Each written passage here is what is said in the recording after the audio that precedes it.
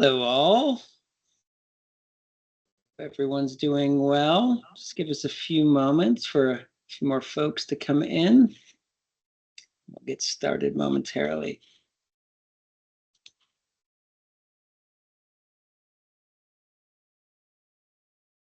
Seeing what troublemakers we have out there. Okay. I see you, Kathy. Got my eye on you.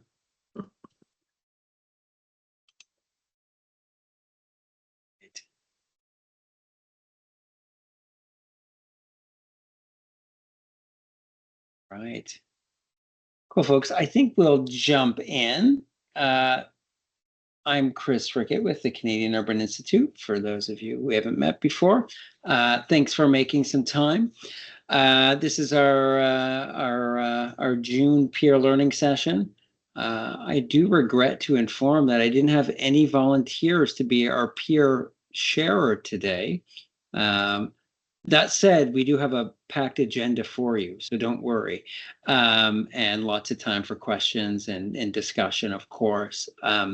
Just let that be a warning that I'll be reaching out to you folks for our next session in August, and hopefully we'll be able to get one or two of you to share your experiences. Again, I think a lot of people have our recent onboarding to the dashboards themselves, so we'll give you a pass this time. That said, we do have some updates for you today, just generally as far as data updates that are coming down the road. Your May visitor data will be available next week. So stay tuned for that. You'll get an email from me once that's live. We're also working on a number of updates to the product that'll come in July as well. One around household. So when you come into your dashboard and you see your neighborhood demographics, we're going to give you the total number of households and the total population so that you have that at your fingertips, so you understand how big that local market is. And we're also going to give you a map to show what geography that covers. And then we're also working on a big update to how the business data is presented. So I think, there's been some confusion in how we present that data. And I think some context around that it's not, the numbers seem, in some communities seem a little bit different than what you experience on the ground. Why that is we actually split the businesses up into three different categories. So Main Street businesses, which we kind of focus on, which drive foot traffic, civic infrastructure, which is your cultural facilities, your healthcare facilities, your education institutions, your government offices. And then we have another section, which is other, which tends to be more kind of office related and upper floors. Those are on kind of three different pages. So we're looking at how we bring that all together so you get the full business count, but it still can break out those three different categories. So the team is working diligently on updating that, and how that data will be presented to all of you. So that's some product updates and where we're at. But what we did want to do today, we've kind of got a few things we want to share with you. We're going to do two demos for you. Luca from the team is going to do a demo of some data that we've incorporated for Revelstoke, which is air quality data into their dashboard. And so Luca is going to give us a demo of that. Greg is going to follow that with a demo of the MasterCard spending data that we'll be rolling out later in July. And we'll give you an overview of how that data looks. And I think we're demoing that for downtown Ottawa. So I hope you're okay with that, Christine. And then after that, we're going to have our friends from Environics Analytics. There's a big update that's happening with the Mobilescapes data. And we're going to have the Environics team, Nader from the team, walk through those changes. Some good improvements coming. I think the big one that we're all excited about is dwell time. I know we get lots of questions around dwell time. And the good news is, as part of this update, we'll be able to do some further screening and sorting by dwell time. So I know Greg and the team are excited to dig into that and look at how we present that data. So we do have a full agenda and some interesting things to share with you. And then, yeah, we'll open it up for conversation. But we'll kick off with Luca, who will bring us up Revelstoke. And if anyone has any questions while Luca's presenting, feel free just to throw up your hand and we'll pick away at them. Luca, you ready, buddy? Yeah, just pulling it up right now. So I think set some context for the Purple Air data, and Greg, feel free to jump in. Revelstoke's interest in Purple Air and air quality data was really to look at the correlation between when there's forest fires and impacts on air quality, if that was impacting visitation. And that was really the driver of bringing that data into their dashboard. And the good news is working with Purple Air, most communities across the country do have sensors for air quality that can be plugged into to bring this data into their dashboards. So Luca will bring up his screen momentarily and show us what it looks like. Right, Luca? Yeah. That's fine. Hi everyone. Wait, you can. Hi, perfect. Hi everyone. I'm Luca. I'm a data analyst on the dashboard team at the CUI. This is the Revelstoke dashboard. It was an interesting use case that they approached us with, where they wanted to measure air quality data, particularly because Revelstoke exists in an area where there's a high instance of environmental changes like wildfires. So similarly, we were approached by a company called Purple Air that sells air quality sensors that allow you to measure like the particulate matter inside of the air. So what we did is we built a simplified dashboard panel that allows them to measure air quality in their community, and then be able to then draw connections between that and hopefully their visitor data as that goes along over time. So as you can see, this air quality panel would be located in like the local infrastructure section next to the Main Street businesses, civic infrastructure, employment, housing, in its own special dedicated folder.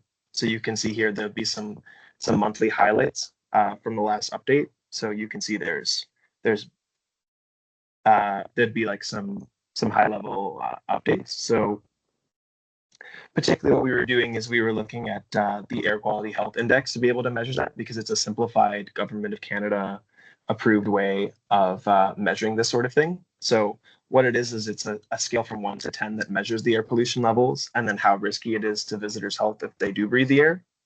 So the idea with this is that we can see quite clearly that in April, there were 0 days with really bad air quality, because and then there was an average daily temperature of 9.4 degrees, and then humidity, because the Purple Air sensors on top of measuring air quality can also measure temperature and humidity as well. So if we go down here, we're just going to look at the first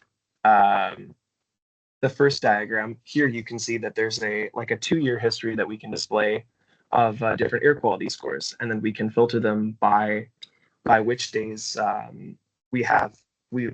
Revelstoke experienced bad air quality.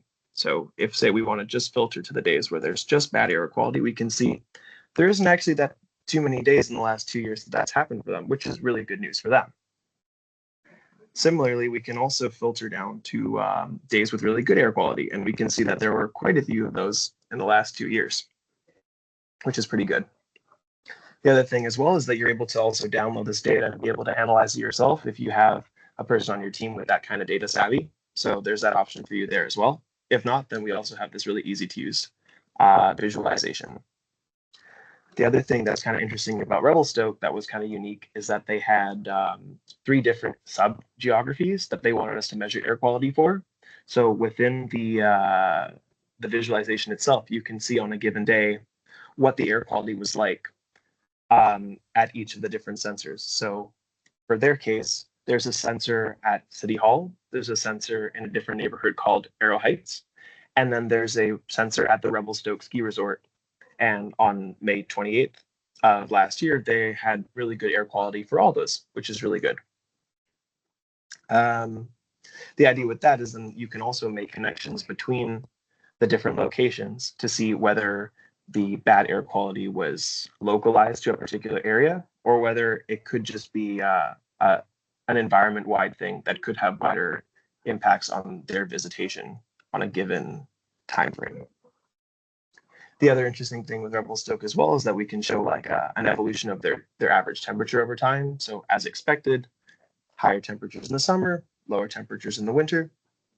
And then you can also see humidity, which also kind of fluctuates, where it tends to be a little drier in the summer and a little bit wetter in the winter, as it probably lines up with average BC weather.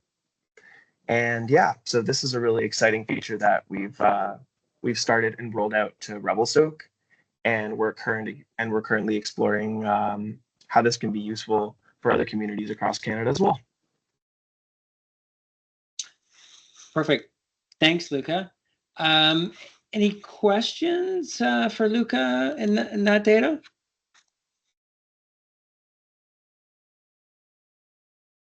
Hey, Stephen. Just curious, and sorry if you already answered this, how did they use that data? So they use it at a high level to try and make connections between the air quality in their community and whether that might have an impact on visitation, because Revelstoke is located in BC, and so for the last few years, as you probably have been reading, like BC has been dealing with the issue of wildfires. So particularly they approached us with this to be able to see if we could draw any connections between the environmental air quality and visitation in their community. So they're using it in that context, but you could use it in a lot of other contexts as well, depending on where you're located. Thanks. There we go. And we've actually got Michelle from Revelstoke on the line. Hi there. Can you hear me? We can. Yeah. Awesome. So the intent behind this is also to monitor climate change and how that affects our visitor economy. In Revelstoke, for those of you who aren't familiar with the geography, we're in a bit of a trench. So when the bad air happens in the province due to wildfire in the Okanagan, the geography kind of pushes it into Revelstoke until we get good airflow. It gets trapped in the mountains. And, you know, we have a lot of mountain biking, a lot of outdoor recreation activity. And when air quality is poor, those physical activities become dangerous. So this will, you know, kind of give us a platform for what that looks like as we start to monitor the effects of climate change and how that affects our community and the economy. Yeah, those are my 2 bits to add. Love it. I gotta jump in as well here, in that you know, the display of this information is the first step, obviously, but longer term we want to ideally do a bit more detailed correlation, as Luca was saying, between visitor data, but also, as you'll see next, the spending data, to be able to potentially even, you know, really quantify the impacts of adverse climate events on local economies, and then that becomes valuable information for any kind of advocacy for forest fire prevention activities to higher orders of government, for example. Perfect. And Janet, to your question about weather factors going in everyone's dashboards, not as of yet, but again, an ever-evolving product and something that we'll keep in mind. But Revelstoke had requested this, and we thought it'd be an interesting opportunity to incorporate it and see where the value might be for everyone. So, perfect. Thanks. Thank you, Luca. We'll throw it over to Greg, who can give us an overview of our work with MasterCard and how we're planning to show that data. And then Christine, maybe you can share a little bit of some of your thoughts based upon what you've been seeing here. Greg, over to you. All right. You can see my screen, Chris. Is it showing up? We can see it. All right, here we are in downtown Ottawa. So we're really excited by the fact that we're now able to start rolling out the MasterCard data. I know there's been a lot of interest and a fairly long wait for this to happen, but it's now here. And so we're going to be able to roll this out more widely coming next month. But this is our first prototype that we've put together using downtown Ottawa as the first test case for it. So essentially what we're able to now get from MasterCard is point of sale data. So that means transactions at the businesses within that same geofence that we're using to track visitors. What we're able to get is essentially change in transaction volumes over time. And we can display that in a couple of ways from a simple perspective. First of all, the data starts in January of 2023. So this first chart is just simply showing on a month-to-month basis what the spending volume looks like in that month relative to that original month. So it's indexed to 100. For example, by March, it was 37% higher than it had been in January, and so on and so forth. You can see the holiday season followed by low Januaries, which is typical in a lot of places, getting into those seasonal patterns. We can also look at year-over-year change, so comparing same month to the same month in the year before to get a different sense of the spending activity in a different sort of way. This is just showing that 2025 was a pretty good year where most months were above 2024, for example. That's the headline. Those are the headline numbers. We can get into more detail. Like we've broken down the business counts, as Chris was talking about, into the three broad categories of what we call Main Street businesses. These are businesses that primarily rely on people coming through the front door. And so those visitor numbers are really important to these businesses. This is showing the actual spending levels, again, over time in those same three categories. So eating places, restaurants, retail, and local services.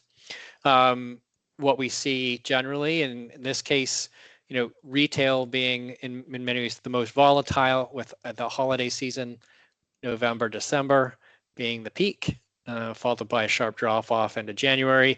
Eating places also somewhat volatile, similar sort of patterns, maybe a bit more of a peak in the summer. And then services are sort of your solid, stable foundation where, you're getting haircuts and getting your nails done or that kind of thing on a regular basis. And so we see less variation in that category for the most part. And then same idea, it's indexed to that first month or looking at that year over year kind of change pattern. And you can see, again, which categories are involved more volatility. And in this case, retail is the one that swings the most. The final piece right now is domestic versus international. This is really new stuff because we've not been able to track international visitors in any way previous to this. So this is now giving us a direct sense of what those international visitors are bringing in terms of dollars spent to your geography.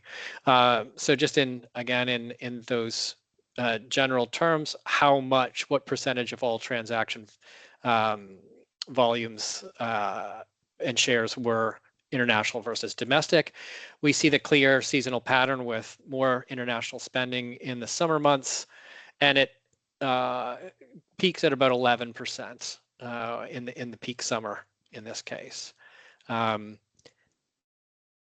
then comparing directly domestic to international, you can really see on that same index scale those tourist seasons coming out really strongly.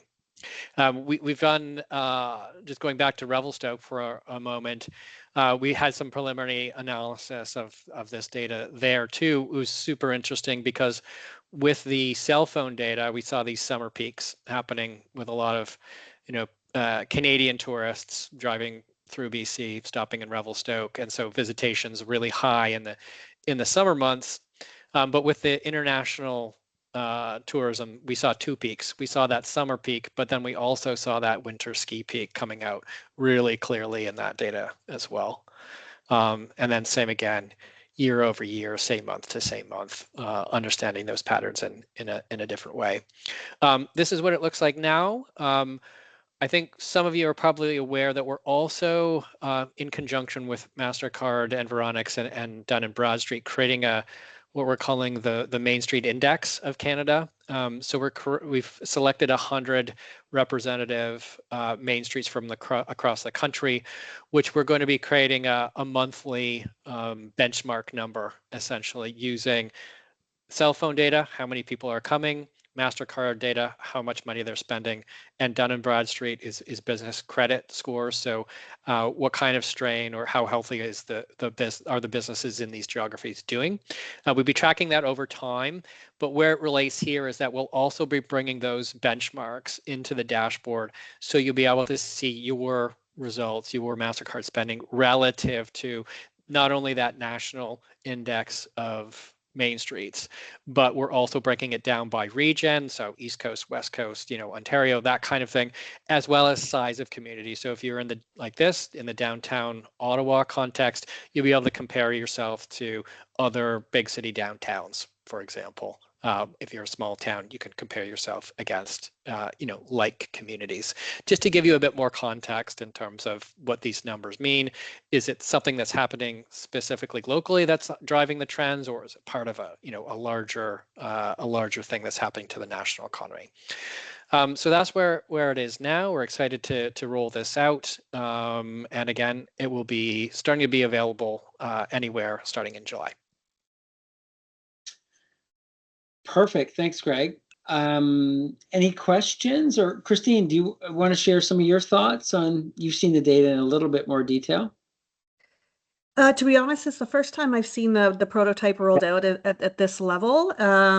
It's going to be super interesting for us as we go through the retail market analysis we're currently doing for downtown, and the fact that we have two very distinct districts, with Spark Street being, I can certainly see the peaks in the tourism season that you've shown make a lot of sense there, as well as the dips in retail make a lot of sense for the rest of the downtown core. So the benchmarking seems pretty exciting as well. Looking forward to see how that might impact us too. Definitely. Yeah, I think the reference points to the region and similar places, I think, will be super helpful. Realize you're not alone. Matt? Hi everyone. Great presentation, really interesting stuff.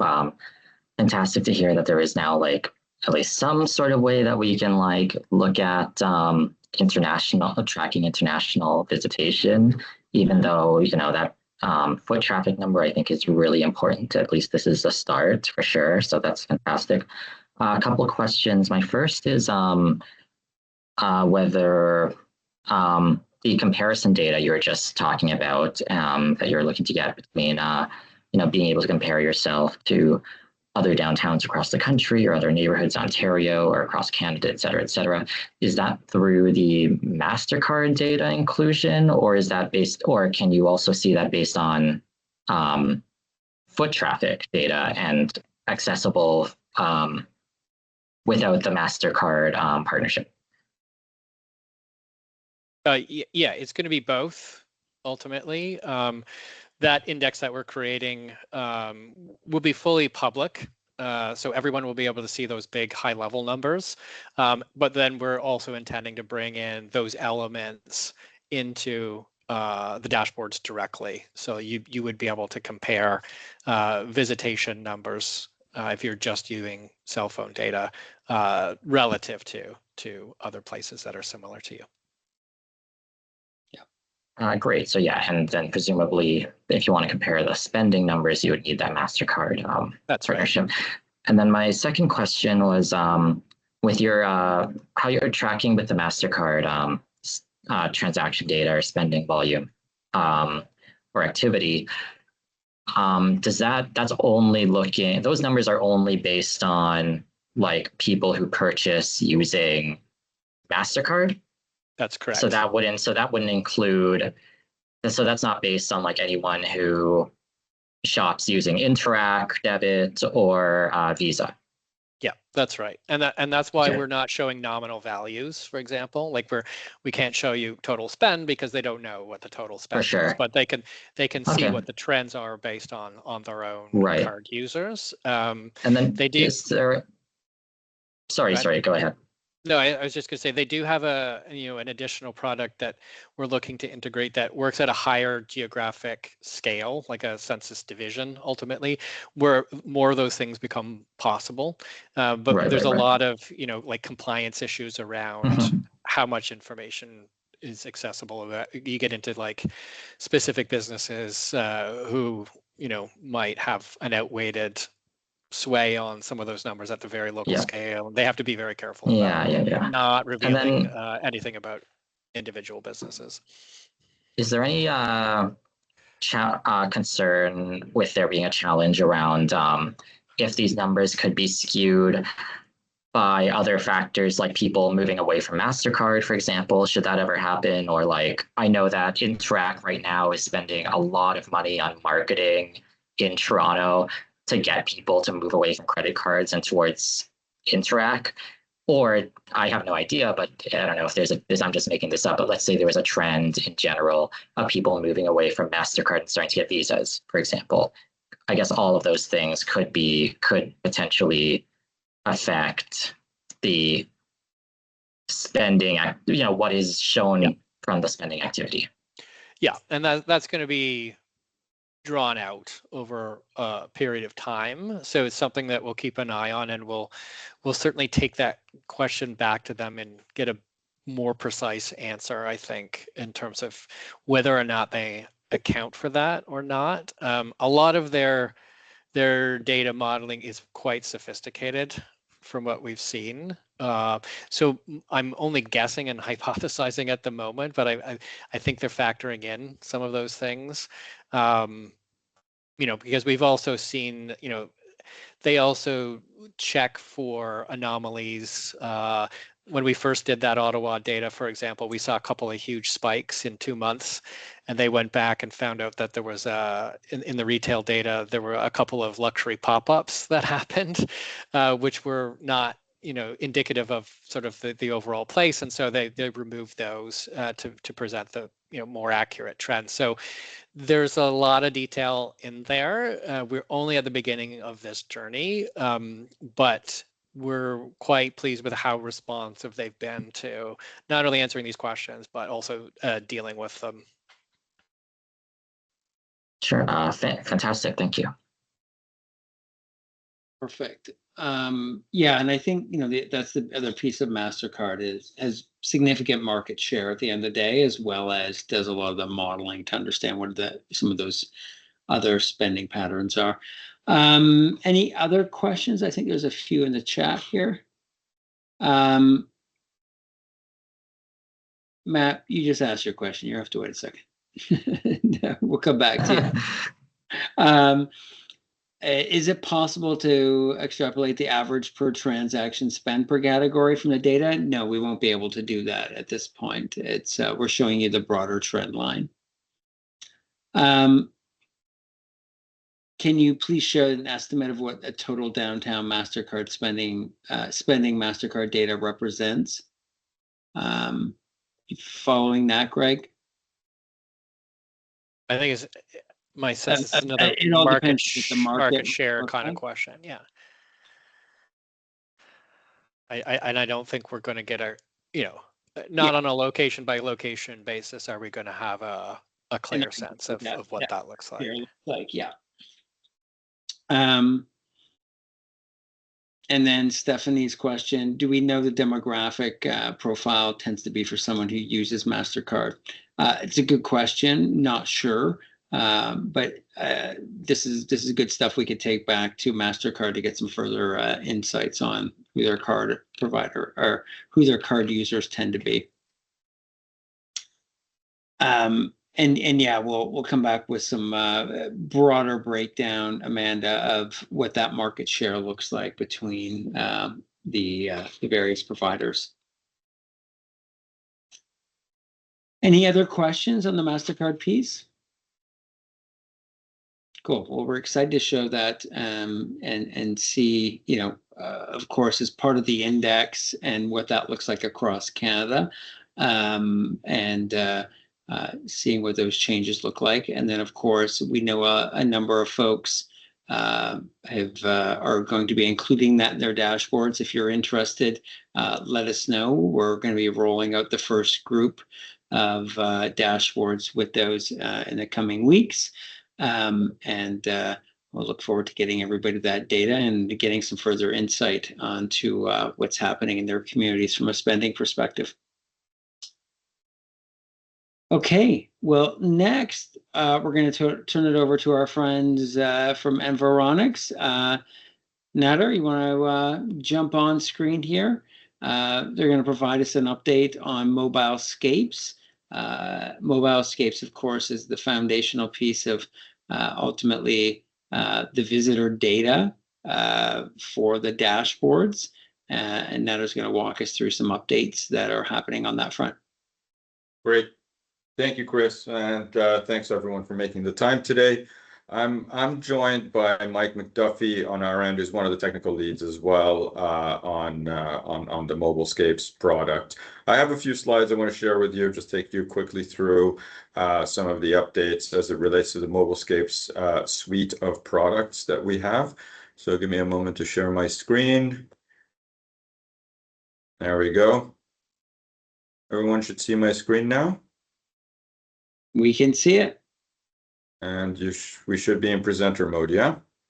Yes. Great. Okay.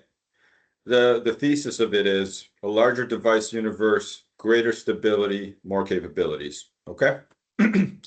So, as you guys know, some of the contextual stuff that's really important here is that Environics Analytics is the second company in the world to actually get its privacy by design certification, which is an ISO level certification, International Standards Organization certification, for ensuring that our data products either meet or exceed the requirements around the protection of personal information of Canadians. We've transitioned the new Mobilescapes, which we're calling 4.0, transitioned it from being more dependent on SDK or sort of app-based data to be powered by cellular network data. What that ends up meaning is that we've got a massive, always-on sample of data. Now, what's happened over the past? I'm going to get into this a little bit more in a moment. Let's stick to the what's on the slide here. But the transformation of these cell network signals into metrics to help us understand patterns at the location level, which is really what we want to get at here. One of the coolest things about this is that we're not just able to measure volume and time, but so what I mean by time is what time of day, what periods of a day you're seeing visitation to a location, but you're also now able to measure duration. So how many people are sticking around for a short amount of time? How many people are sticking around for over an hour, and so on. And we'll show you those categories in a moment. Now, the other cool thing about the world that we operate in when it comes to our mobile movement data and our core data in terms of the demographic data that you get access to through the platform, the lifestyle segmentation information, all of that gets linked together. So you're not just looking at numbers in terms of visitation, but you're looking at the who as well. We rebuilt it. The reason we rebuilt it is because I'm sure you've noticed that over the past few years, you've started seeing a lot more notifications on your phone whenever you download an app every time you download the app, in order to be able to collect your geolocation information, you have to explicitly consent to say, I'm allowing you to collect my information all the time or only when I'm using the app and so on. And then when you think about the number of times that you open certain apps and all of that stuff, what has happened over time is we've seen this degradation of the number of signals from these app-based pings, which has made it, obviously these are the result of policies and laws that have been put in place to support and protect Canadians. But the other side of it is that Canadians don't like their locations tracked as much as other countries. So the challenge has been a degradation of the quality of app-based sort of ping data. What we are getting now is, as I've said, a much larger always-on sample that doesn't rely on those third-party apps. So you're not getting those fluctuations depending on whether there's a FIFA tournament going on, and that means a lot of people are using their TSN apps and things like that. That's not happening anymore.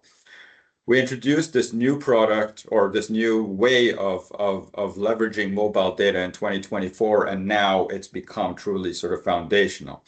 It's advanced modeling, and I cannot stress how much more stable and scalable and future ready the solution is.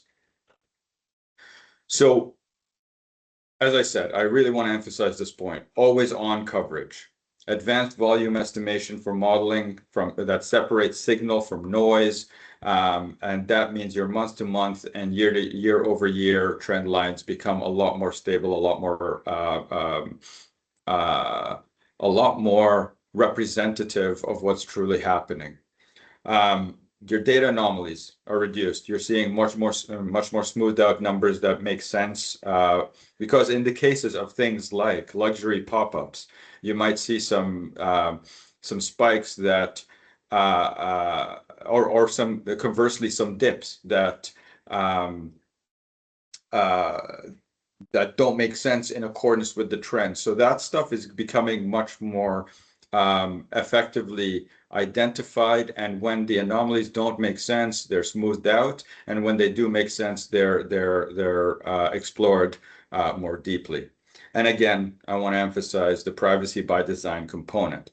For those who don't know, privacy by design means that we undergo privacy impact assessments of all our data products from start to finish, from inception through to go to market, that undergo the 5 or the 7 pillars of privacy by design to get to our certification. And when we talk about privacy impact assessments, things like suppressing certain thresholds of information to ensure that the privacy of Canadians is maintained is always a priority for us.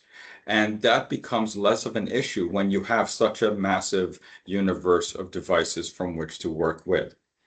Again, one of the outcomes of this is greater stability. Another outcome is fewer anomalies. We've got in our own library of geofences, we've got 130,000 of them. We're working with the CUI, our friends and allies here, to build out those geofences by including your specific locations of interest, your geographies, your BIAs, and so on. And our refresh cycle has changed a little bit. Now, that's not going to impact you and the information that you get from the dashboard. It just changes the cadence in which we are collecting the information. So a couple of key questions that tend to come up: how are visit counts estimated? It's a modeling approach built on, as I've said, a massive volume of cellular network signals. So it's not just individual app pings. The model uses other sources to estimate these patterns. And now, because it draws on such an enormous database of real device activity, as I've said over and over again, stability, representativeness is a lot more effective now. I'm sure this question will come up. How will my counts differ from previous versions? So, they in some cases they will differ. The overall temporal patterns, the relative rankings, the geographic trade areas, and the profile of the visit between locations will remain similar in terms of, like I said, the trends and so on. However, the actual visit estimates may change for individual locations because the modeling approach and the primary source of data have changed.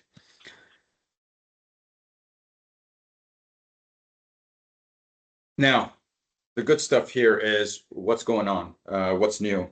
So Mobilescapes is now updated weekly rather than daily. Now, this means that we have a much, much, much larger initial sort of data dump that we have to process by looking at everything daily, but that also gives us a lot more leverage in terms of quality control and calibration. This updates the update cadence. This new update cadence allows for a much higher quality end result in terms of the data outputs that get fed into the dashboards that the CUI provides you. The coolest new feature is visit duration, which is known as dwell time to most of us. And these are the categories by which we are able to determine the different rates of dwell time. So you've got short for under 30 minutes. So these are quick visits to pick up a couple of items nearby. Medium, 30 to 60 minutes. Long, over 60 minutes. And then any stay duration. So anything that is identified as, we can talk about what a minimum duration is. It's generally around 10 minutes because we have to account for things like we want to make sure that we're not counting people that are stuck in traffic through a main street, right? So it can't be sort of 2 or 3 minutes. We have to make it long enough that it accounts for the ability for these vehicles and the presence of these devices to move through and so on. So we've got when we say any stay duration, we have to sort of accommodate for that, but we can help you sort of figure that out. The visualizations are going to be a lot stronger because the device universe is a lot larger, and so you're getting a lot more accurate and powerful heat maps as a result. And again, you're able to link back to the Prism lifestyle segments and learn about specific sort of sub audiences as well as the overall sort of population of visitation. Because everything is run weekly and provided, it becomes a lot faster. The performance, overall performance of the data product is a lot stronger now. That's all I have for now. I'm going to stop sharing my screen, and I would be very happy to answer any questions. Perfect. Thanks, Nader. Any questions? Put up your hands. Feel free. We've got some in the chat. Here, we'll go with you, Matt, first. Sure. Sure, thanks. I've, again, 2 questions. Yeah. First, really cool about, the dwell time, looking at the dwell time or duration. I was wondering if I know that you outlined it can, show if people visit over under 30 minutes or short, medium, long. Can you also show the change in dwell time year over year or month over month, or say event over event? Should we do like a weekend of purchase event data? Okay, so right now, the short answer to your question is at some point event data will be at one point event data is going to be more made available. You asked about looking at dwell time year over year and month over month. Mike, I believe the answer is yes, correct? Yeah, you would just need to pull the data for those specific time periods and those specific durations that you want, and then you'd do the simple year over year calculation. So in the context of the dashboard, you guys might want to think about having a a comparator against last month or last year or something. Mhm. Yeah, I see Susie's question in the chat as well about historical data.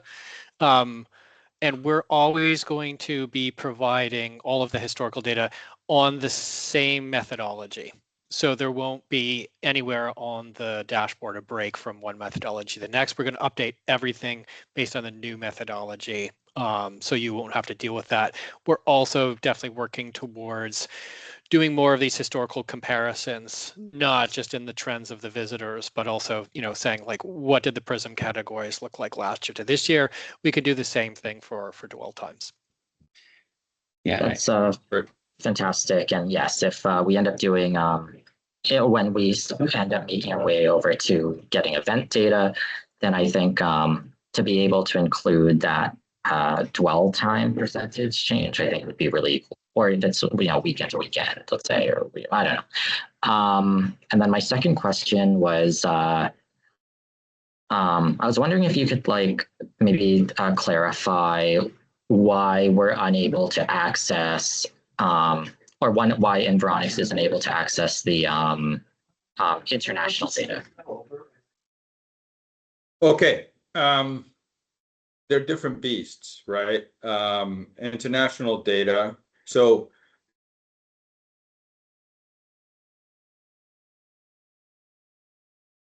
when we're talking about the device universe in Canada for the cell tower network, as I understand it, the devices that are being used so the Mobilescapes product is focused exclusively on Canadian devices. Okay. If we want to look at international devices, we have to use a different universe of devices, and the end result is a different product, which we do have at Environics Analytics. We do have international visitation information as well as US visitation information. However, they can't be sort of integrated into a single product. They have to be separate products because of the mechanics of it all. So, Matt, if your question is why doesn't Environics Analytics have international data? We do. It's just not part of the dashboard. Yeah. Okay. Thank you. And then it's at a higher geography, is it not as well? Much higher geography, right? So when we're talking about US data, like US visits, we're talking about US visits by state rather than by city, for example, right? Gotcha. So it's not like it's not like people are traveling to Canada. They're still using the same net. I imagine for the most part, they're connecting now to Canadian networks, and those networks can tell we can't do a thing where the networks can tell these cell phones are non-Canadian cell phones or something like that. Yeah, we can tell that a phone is not a Canadian phone by its origin, and we also, if the first time it appears is at an airport, and then we know that it's moved around, and it's in Alberta for a few days, or it's down on the West Coast, or we can figure that out. We can assume we can figure out these things, but we can't get at the level of detail that we have with the Canadian mobile device universe, right? Sorry, do you mind if I follow up? And then I guess there's no way maybe to say, just like we're able to tell through the Canadian phones, like where the home location is or where that is, you're able to provide that geographic data. What if you were is there a way to say just like, we don't have geographic data for 10% of these things because they're non-Canadian? Is that a way to say these are simply international versus we don't need to, as opposed to needing to know where they came from, if it's the States or wherever, just knowing like this percentage is outside Canada? So what I would say, Matt, is all of that is possible. Like there's different ways to slice the data. It's whether we bring it into the dashboard. I think that's really ultimately what we're talking about here. So I think there's a range of possibilities. We understand there's interest in that data.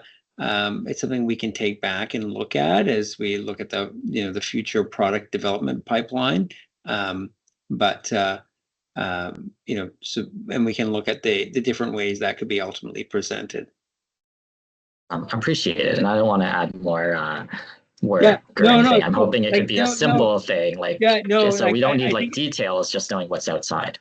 well, yeah, no, and again, we appreciate the ideas and the feedback. As I think as we've mentioned, that the product will continue to evolve over time, and we know as we've shared data, people want more and more data, which is great, and it's kind of figuring out what can we do, and how does that all fit in the product development timeline, as well as the price point as well.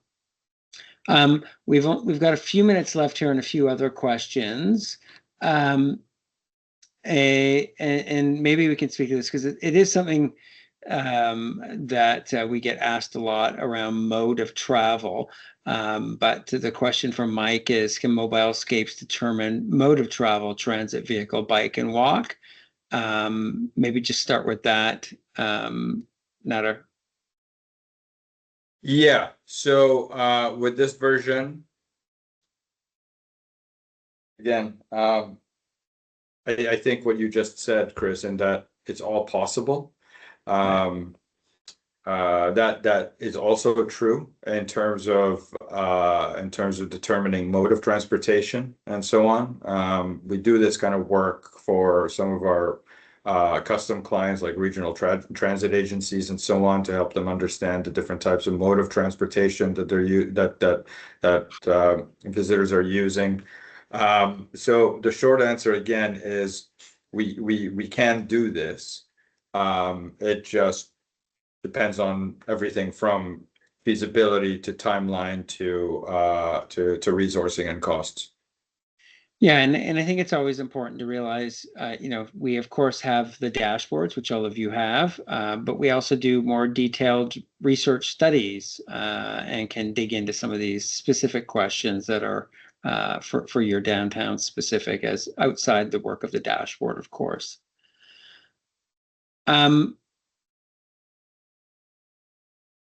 Susie's got the big question here, and Greg, you touched on it, and I think this is the big point we want to make today is that Susie, you've asked, will we this change in the model ultimately will be applied retroactively to all of your visitor data. So so that your reference point for the last 4 years of your visitor data will be updated to the new methodology. So we're working on your next data pull, which will be delivered next week for May. Will continue to be on the previous model of Mobilescapes. And then when we go to deliver your June 2026 data at the end of July, so that will be the upgrade to the new Mobilescapes visitor data. And when we do that, we will basically apply the model to all of your historical data as well. There may be some shifts in that data that the team has been doing some analysis on what that might look like. And so we'll be sending that update out, and we'd be happy to answer any questions when that data goes out in relation to your specific dashboards as well. Greg, anything you want to add to that?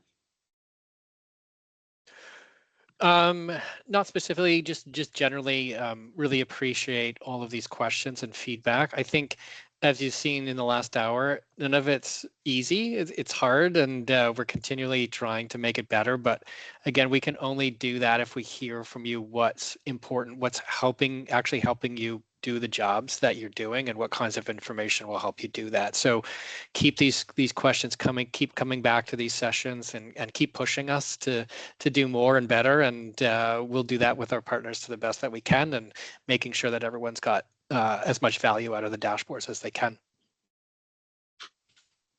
Perfect.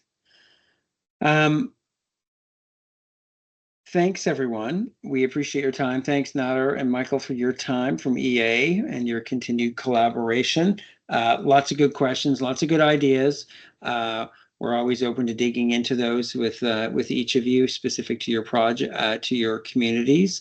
Thanks, Greg and Luca, for sharing the updates from Revelstoke and downtown Ottawa.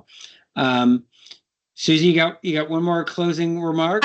I just had a quick question on the current dashboard. The visitor distances chart. I just wanted to clarify that data is for that month, and it would change every month, correct? It's not like a summary of the year or anything. That's Okay. exactly right. And we are intending to build a feature where you'll be able to not just see the current month, but like the history of that data as well, because summer visitation patterns and distances are going to look different from winter ones, and we want you to be able to see that. Yeah.